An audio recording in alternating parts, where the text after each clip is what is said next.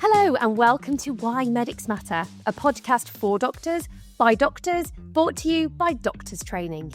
We are your hosts. I'm Dr. Amy Burbridge. And I'm Dr. Simon Fraser. Welcome. In this episode, we are delighted to be joined by Dr. Jamie Reid. Jamie is the Professor of Medical Education and Dean of the Lincoln Medical School at the University of Lincoln. He trained in geriatrics and is a SAS Doctor. Dr. Jamie Reid, welcome to Why Medics Matter. Thanks, Amy. Thanks, Simon. Lovely to be here. So I'm going to jump straight in with some questions, if that's okay. Yeah, go for it. So your career has taken a very different path from the conventional route that many follow post-medical school. Can you talk us through that? Yeah, I'm conscious we've got a podcast, so actually I probably won't go into huge amounts of detail. Otherwise, we might be here for a very long time and everyone will have switched off to go and get a cup of tea.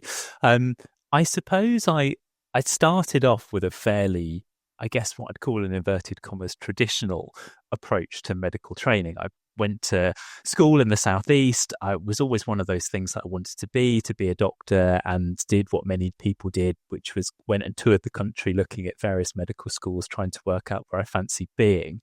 And I ended up studying at the Peninsula Medical School, so based down in the southwest, and had an absolutely fantastic time, and was very lucky because it was one of the first, I was one of the first cohorts of students through what at that stage was a very new medical school. So I was really conscious that the team spent a lot of time talking to us about why they were doing what they were doing. So I got interested not just in the medicine that we were being taught, but also the ways that we were being taught to do it. And I guess that kind of piqued a bit of an interest, really, not just about being a doctor, but how you teach other people to be doctors as well. And was lucky enough at the point when I graduated to get an academic foundation program for that reason in medical education, and was involved at South Devon Healthcare Trust in training, particularly finally in medical students around simulation, which I absolutely loved. And sort of that was really where the education journey really started. So decided I wanted to do a master's in clinical education to just get a little bit more of a grounding around why things are done in the way they are. And at that stage, decided that, yes, a career for me would absolutely involve clinical medicine, but I really wanted it to involve education as well. So applied and was successful in getting an NIHR academic clinical fellowship. And from there, took some time out to do a PhD, so did an out-of-program research. And I think at that stage, I had a bit of a moment of feeling like I'd been on a treadmill for a very, very long time, having not done a gap year, having not taken any time out post-foundation. And suddenly I wasn't a medical registrar anymore. And whilst it's the best job in the world, it's also something that is really, really busy. And suddenly I realised not being sleep deprived most of the week was actually really quite pleasant and meant that I could do a better job at teaching and researching. So at the point at which I finished my PhD, I decided that actually I didn't think I could go back into what I'd been in before, which was a training post in geriatrics, because I just wasn't sure I could make it work alongside the education role. And that was really difficult. And I spoke to lots and lots of friends and trusted colleagues, and took a bit of a plunge to become one of these SAS doctors that I didn't really understand what they were, very embarrassingly. And despite having worked with lots of amazing SAS doctors, I'd never really appreciated what it was. And I suppose the rest is kind of history, because actually what it allowed me to do was to really take control over what I was doing clinically. It allowed me to apply for lots of roles that if I'd still been in a formal training role, I wouldn't have been able to do. And then fast forward 5, 6, 7 years, I'm now dean of a medical school with massive imposter syndrome, and most of the time look at the label on the door and wonder who on earth it is. But yeah, that's kind of the potted history. Wow. I mean, one thing that really stands out for me is that level of insight that you must have had for yourself, that actually you needed to step out of that treadmill of conventional training. And a lot of us don't have that. And we feel, and actually there's a lot of rhetoric around medical training, that you have to be a registrar, get a training number, be a consultant. And it still exists today. And there's a lot of negative narrative around being a SAS doctor. Have you experienced that personally? Yeah, it's such an insightful statement, Amy. And I really, really struggled with the idea of resigning a training number because my entire time, both at medical school and as what was then a junior doctor, now of course a resident doctor, there was this expectation that you CCT'd and you became a GP or you became a consultant. And those were the options. And so suddenly to take a path that was slightly different was really terrifying because I was really very anxious about how people would perceive me.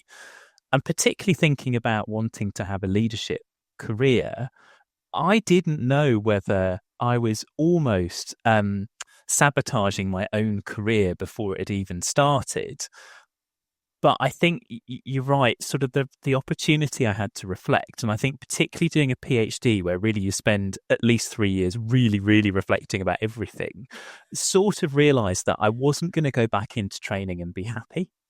And ultimately it became a decision about, well, what's better? Take a risk and be happy about it, or be a bit miserable and do what everyone expects. So I took a risk. And for me, it's absolutely paid off, but it's not been easy. And I do remember quite vividly speaking to a pretty senior consultant at a national meeting and explaining what I was doing. And they just looked at me like I'd grown an extra head, as in, why on earth have you done that? You're never going to get to be dean of a medical school. And I do quite wish I could just call them up now and say, actually, I did it. Definitely a degree of stubbornness there. And I also remember even being dean of a medical school, before I worked here in another dean role, speaking to a member of staff who basically, and I'm paraphrasing slightly, said, it's great to have you here, but it's such a shame you're not a consultant. And so there are still very much those attitudes that sadly people perceive CCTs as being the currency by which you prove your worth. And I guess partly because of being stubborn, I'm determined to show that isn't the case. But also we know that more and more people are making really positive choices to be SAS doctors, having hugely fulfilled careers. And actually, the wonderful thing about doctors is we're a hugely diverse bunch. And so the more diversity you can get in, I think the better. Yeah, absolutely. And again, just to reflect on the fact that what we don't often do as doctors is really recognise that our own happiness is really important. And when we are happy inside, our ability as a doctor is so much better. And we're driven by these external pressures, aren't we, to be CCT or, be a consultant. And, hands down, what you did was incredible. And thank you for showing us an alternative route, because actually we don't talk about it often enough. Throughout that, when you were making those decisions, did you ever worry about how you'd be perceived and that you'd stand out and be treated differently? Yes.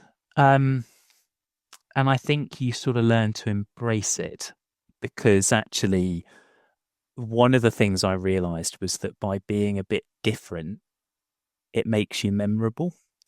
And actually being memorable sometimes when you're trying to forge a leadership path can be quite useful. But I suppose I have to recognise that I was in still a very privileged position as a white male UK-trained middle-class graduate, where actually I didn't have the systemic disadvantage that many other colleagues, particularly in SAS Doctor roles, have.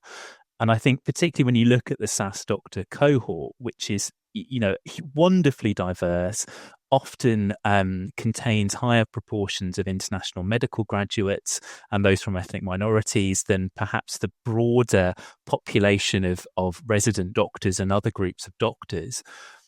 I suppose that made it easier for me. And I would be lying if I said that I thought it would be the same for everyone, unfortunately. So yes, I was always worried. I suppose at the back of my mind, the backup plan was always to go back in to a training post. And how easy that would have been, I don't know. but I also, have to be honest about the privilege that I had that made that an easier decision for me than it might have been for some others. Jamie, can I just pick up on that? Because I think it's very insightful. How far do we think we've come on the SAS career pathway in terms of acceptance, in terms of, because you work with a lot of SAS doctors and you do a lot of training and support, and how far have we got to go still? Because there's, yes, you're one of a few examples, but you're in the minority. What's your thoughts on that? Yeah, thanks, Simon. I mean, I think there has been significant progress in even the last few years, and that's been really positive to see, because actually I think when you look at the attention that really important national organisations are giving to SAS roles, be they medical royal colleges, be they charities, be they training organisations, you would probably have struggled 5 or so years ago to really see much in the way of publication or recognition. And I really think that has changed substantially. I think although the time devoted to it and the discussion around it has improved, what we're still lacking in some respects is action. And I think increasingly what we're finding is that where that is happening, I obviously haven't moved for long enough because my light has just gone off in the room here. So I'm just going to wave my hand. There we go, James. Good luck editing that bit back. Where do you want to go back to?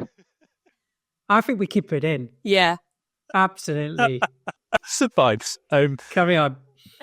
I think the challenge is, as I said, about putting that into action. And what I've really noticed is that it's workplaces that are really starting to invest in that. And again, I think what we are now seeing is increasing numbers of NHS organisations investing in things like talks on the portfolio pathway to allow individuals to progress. More and more places looking at employing people under the new specialist contract, and increasing numbers of bespoke events being run for SAS doctors, recognising that actually they're a group that really need investing in. So there is huge amounts to do, but I think, if you looked back 5 years, if we could make similar progress in the next 5 years, we would certainly be on the right track. One of my barometer questions is, and I heard you answer this in a different audience, was what do you call the senior meeting in a department? Is it the consultants meeting, senior team? And I remember you give a talk with med-ed leaders and you said, well, you just go in, you invite yourself. What's your advice? I think it's such a benchmark of the attitude of departments between, the long-term substantive people in the department. What's your thoughts and advice you'd give to any listeners who are feeling maybe marginalised or looked over? I think there is a lot more support out there than people realise. And increasingly there are more SAS doctors getting into senior leadership roles, whether that's in undergraduate or postgraduate education. And people really like being contacted to help. So sometimes it's about speaking to people who've got a profile who can share their experiences. You're also so much stronger in numbers. And increasingly, more and more doctors are being employed on SAS Doctor contracts. Of course, we've also got colleagues on locally employed doctor contracts. So there is an increasing group of individuals within these kind of non-consultant or non-GP roles now. And sometimes it's about banding together and demonstrating that actually you're such a core and important part of the workforce that really people need to be facilitating your development, celebrating what you're doing, because it's in everyone's interest to do that, most importantly patients, but of course also for those individuals as well.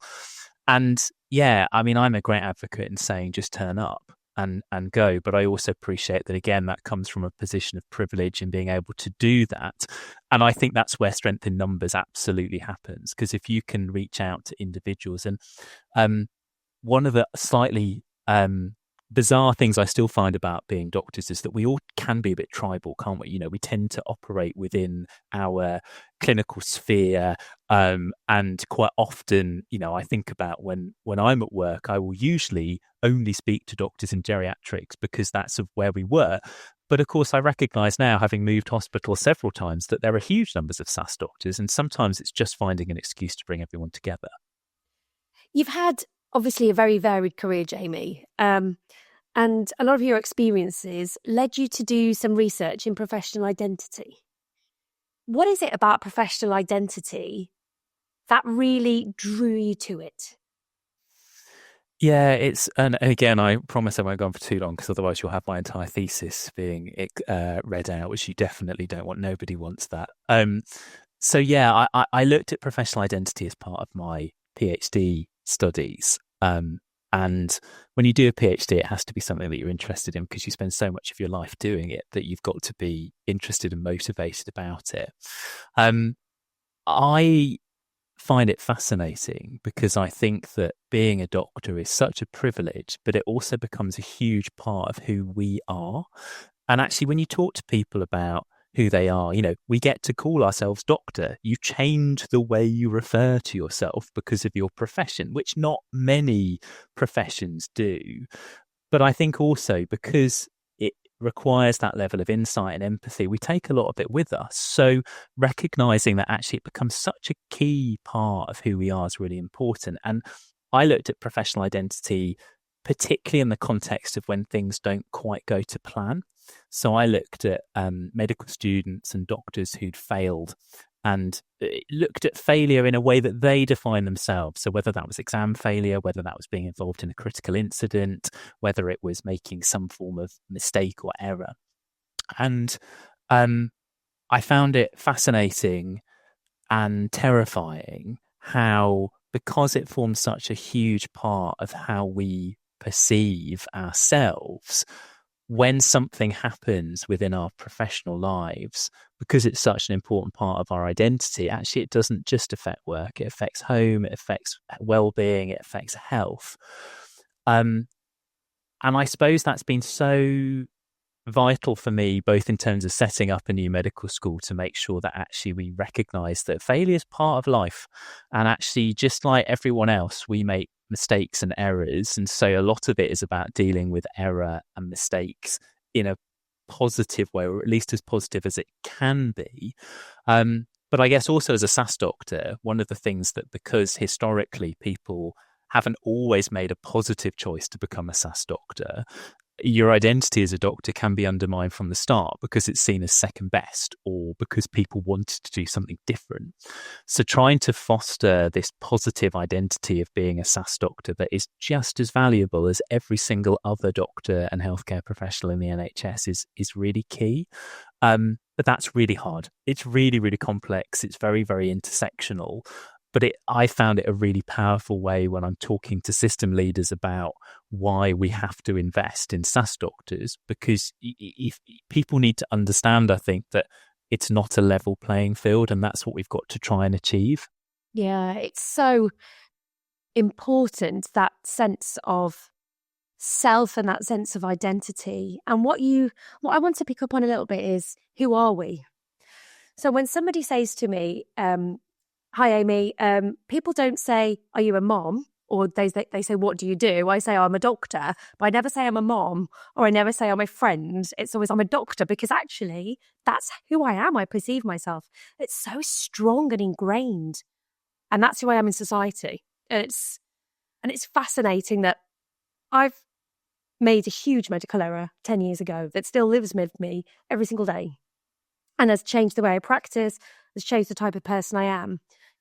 And very early on in the stage of this error, at no point did I ever really ask myself the impact of it on me as an individual and how it's going to change me as a person, because it has. But you don't see that. And we're just so conscious of the effect on, obviously, the patient and the family, which is obviously really, really relevant, but we sort of get left behind. And I felt like I'd been left behind as well at the time. Things have changed now. There's a lot more support out there for doctors, but I do really worry how we support doctors who have made medical errors, or those doctors in difficulty that we work with. Yeah, I agree, Amy. And firstly, thank you for sharing that, and secondly, you're right. It does change us, because when it becomes part of who we are, And I think also, because of partly the way that we select into medical schools, we take high achievers, we take people who've spent their entire life being good at stuff, often being the best at stuff, and very rarely do they experience any type of failure. So suddenly when failure happens, it's both the first time it happens, and sadly it's often in quite a big way. It's not failing your driving test, it's actually somebody's come to harm as a result of it. So there's no coping mechanism, there's no strategy, there's no, and I hate this term, and forgive me if there's no internal resilience. And I push against the resilience term because I often think it's used as a way of blaming organisational failings on individuals. But I do think that actually there is a degree of individual resilience that if you haven't built up by normalising the fact that we make mistakes, when it does happen, it's really, really hard. And I think because it's such a big part of us, when something does happen, you can never perceive yourself in the same way again. And so it's one of those kind of seminal moments where you can really see a before and after that you can never quite get back to. Just picking up that, Jamie, from your research and your work with people who are in these troubled transitions and stuff, did you see any tactics or cope mechanisms that were particularly positive in that you could share with the group today? Yeah, I think it's one of the great things about things like professional identity and thinking about how we encourage positive stuff is none of it's very complicated and none of it's very difficult. And I guess that's always the good sign of good research. Not that I'm saying that my research was good, but a good outcome from research is when you can find things that anyone can do. And my take-home message was the most important thing we need to do is just talk about it. Because again, as doctors, we're really not very good at talking about the things that haven't gone well. I think about when I go to the pub with my friends or I catch up with them for a meal, nobody goes, all these terrible things happened. Actually, everyone is sort of in that very friendly but sort of slightly doctory way, trying to one-up each other, thinking about who's done the most amazing thing more recently. And, that inherent competitiveness that I think is sort of bred into us at medical school doesn't encourage us to talk about when things haven't gone to plan. So I think a lot of it is about changing that narrative, encouraging people to be open and honest. But it is hard. And I actually think you sometimes need to teach people how to be vulnerable and provide those safe spaces. And again, when you look at the enormous pressure that the NHS is under at the moment, one of the things that always really worries me is when are we spending time talking to each other about how we're feeling? Because often people go in, they work really hard, there's huge moral injury from the fact that we can't deliver the level of care that we'd like, and then we go home and we bottle it up and then we go in and do it again. And so whether it's around encouraging that internal resilience, whether it's around fostering positive professional identities, actually it's about people, it's about talking to each other, and it's about normalizing conversations about stuff that is a bit uncomfortable to talk about. There's two bits there, Jamie, that really resonates with me. One of the paediatricians I respected the most in my career, he's not with us anymore, was a gentleman called Dr. Philip Holland. And he was an outstanding paediatrician. And every year he would do a talk where he would share all of his mistakes. And he'd come and give a talk. He was one that everybody respected. He was just his knowledge, his skills. He'd come present that this is when I cocked up, to show that, senior people can be vulnerable. And the second bit, which I think resonated, was he talked about, we come to work, it's so intense, there's no time to go and have lunch together, to have coffee together, you work, you finish, you repeat. And we've deconstructed teams over the years, which goes back to one of the points I really believe is that the relationship between trainee and supervisor is probably one of the most important things. And in the professionalization of a medical education, we've made that less personal. I think we need to turn the tide back. And yes, portfolio is important, but actually it's about holding that time to talk about identity, talk about the impact, and also model vulnerability and saying, you know what, I've stuffed up. Absolutely. And with that educational supervisor, trainee role, resident doctor role that we have all had or all do, when my supervisee talks to me about something that may have been really difficult, really challenging, I think it's really important to give them the space to do that and acknowledge it. But also, if it feels right and safe to share something about yourself, to allow some vulnerability. Sometimes vulnerability comes with shame, and that's hard because it's really hard to put yourself out there. I've done it many times. I've stood on stage in front of lots of people and said, I'm a failure, I've messed up. And it's really hard because on occasions people have said to me, I can't believe you've done that. You'll never work again. Doctors don't make mistakes. And I'm like, oh gosh, I make them every single day. And it's okay to talk about it. But there is still groups of individuals who feel that it's not okay to talk about it. And I find that group really difficult to get into and to try and change that rhetoric, because I worry about patient safety if we don't acknowledge that we make mistakes. And some of that possibly comes with different vulnerabilities. Yeah. And different cultures and feeling, yeah, what it means. And I think we talked about the people on the traditional pathways, the treadmill. There's a very clear structure. I know there's been a large, slightly controversial move around mentorship and support for early stage SAS doctors. I don't know what your thoughts are, Jimmy, because obviously you jumped off the system and obviously found people who could support you. But how do we embody that type of support for this diverse group? Yeah, it's a brilliant question, Simon. And I think my view is that every single doctor working in the NHS needs access to someone, whether that's a mentor or a supervisor or a trusted colleague. And of course, as you get more senior and more experienced, it's less about supervision, but it is about a trusted individual that you can share with. And I think what we haven't got right is that we have a very clear expectation around our resident doctors, but for everyone else, it sort of feels a bit fend for yourself, whether they're locally employed doctors, whether they're SAS doctors, whether they're individuals who possess CCTs. And I would say the need for someone is just the same, but it's who that someone is that's different.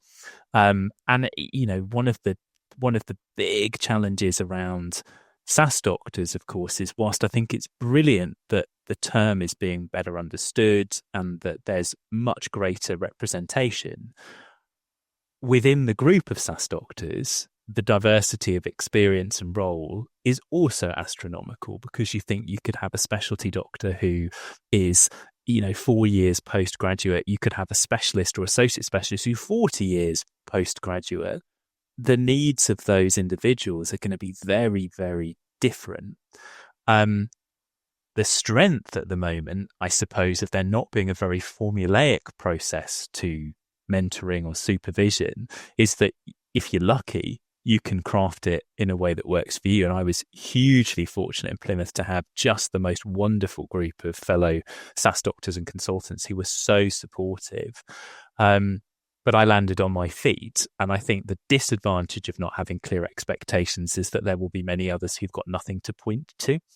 So I think something has to change more broadly around supervision. I certainly think setting at least basic standards of supervision for SAS doctors, and controversially for consultants, whether that's mentoring or peer support, would be really positive. The challenge is I don't think we've got it right for resident doctors at the moment. And some of that is around this changing team structure.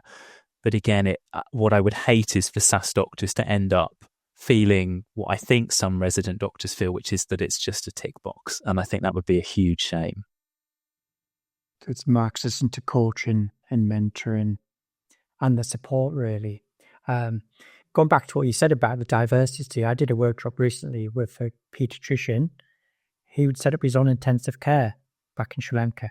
You'd actually built a unit, expanded the beds, stuff, and he would come to the UK working on a paediatric middle grade rota. And we were having a session on careers, and I said, what's the most important thing in the minute? He said, stability of income and somewhere to live. And his visa status is dependent on not rocking the boat, keeping his head down. And we've got, I don't think until you start working with different SAS Doctor, different places, I put my hand up as a consultant, then I really appreciate the depth of strength and expertise out there. And people are utilised to cover middle grade, I'm going to use the dirty word, middle grade work. Any advice for how we start moving this forward? I mean, I think we have to get better at seeing individuals as just that. And one of the challenges around gaps on rotas is it's very easy to see people as slots on Excel spreadsheets. And that means that we can end up with this sort of one-size-fits-all approach. I also think that we're really bad, particularly with SAS doctors, and if I may, probably particularly with very experienced international medical graduates who've practiced for a long time before coming to the UK, at actually having a conversation about what their expertise is, what their wishes are. And I, in some of the workshops I've delivered, have spoken to a large number, particularly of international medical graduates, who have been operating as autonomous practitioners in the country where they trained. And much like the colleague you described, Simon, then will come to the UK and end up being a slot on a rota. And I just think, we're really not either supporting those individuals to the best of their potential, but also patients aren't getting the best from that individual because we're not maximising their skills. So again, for me, it really comes back to we need to have these sensible conversations with individuals to just get to know each other, because actually it sounds from many of the conversations I've had that we are really missing a trick with some of our fantastic colleagues who are, don't get me wrong, delivering amazing care, but given the opportunity could probably do even more. Absolutely. And I think one thing that, again, I'm going to pick up on there is that we underestimate the power of the human connection. And that coffee conversation, or a cup of tea conversation, or that chat over lunch, which might take 30 minutes, you learn so much about somebody. It doesn't have to be necessarily be a formal conversation. It can be those informal chats that really help identify people's strengths, but also form friendships, which is so important. And protective. Absolutely. Jamie, you're really early in your career still. What does the future look like for you? Retire by 40? Is that an acceptable answer? That's probably not an acceptable answer, is it? No. It depends when you're 40. A few years to go, I'm afraid. Okay. I don't know. And I have to say, this is probably the first time in my career where I don't know and I don't mind. So one of the realizations I had when I took up the role in Lincoln was that I'd achieved the role of being dean of a medical school at the age of 36, which was kind of the career dream. But that also life had continued to feel like a bit of a treadmill. It was always the what's next? And I have to say, for the last year, it's been lovely because actually it's not what's next, it's what's now, and making the most of that. So for the first time, I'm comfortable in saying I have absolutely no idea. I think, it's such a privilege to be leading the team here, to be setting up a new medical school that's going to do things slightly differently, but also, it's realistically a 10-year project. So that's the other thing, is that there's no need for me to think about what comes next. I know that I want to keep doing clinical work. That's really important to me, to keep me grounded, to remind me about what's really, really important. And I know that a lot of where I want to develop is about developing others, and in terms of continuing that work to try and promote careers for SAS doctors, but also looking at who the individuals are who are coming into medical school and recognizing that actually it's still a relatively narrow section of society who are usually successful at getting into medical school, and therefore we miss out on many, many brilliant doctors because of the way that we select and train. So that's kind of where I am at the moment. And who knows? And that is both liberating to say that and quite exciting. Jamie, I just want to thank you. What have I heard from you today is about you worked out your purpose really early on. Teaching, developing others. You from that first entering the medical school, and you've been brave to jump off the treadmill, use a portfolio career to carve those opportunities. And it's great work, fantastic working with you, and such an inspiration to others. If you could, probably not long actually, because I didn't realize how young you were, but we asked the question is, if with all of your wisdom and life experience, if you could go back and give your 23-year-old version of yourself some advice, what would you say to yourself? Oh, that's such a good question. I think it's that don't be afraid to do differently, and that actually it isn't about how other people perceive you. It's that you're happy with the decisions that you make. And that's, it's always really hard because I can sit here now and say that because, of course, it's all to date worked out well. But I really, really believe that based on how pressurized the NHS is and how pressured careers are, that we need to allow people to be confident enough to do things differently to make sure that NHS careers are sustainable. Otherwise, we will lose to other areas fantastic healthcare professionals who burn out. So, I think it is very much, if it feels right, do it. That's a perfect note to finish on. Jamie, thank you very much. It's been an absolute pleasure to listen to you. Thank you both. Thanks.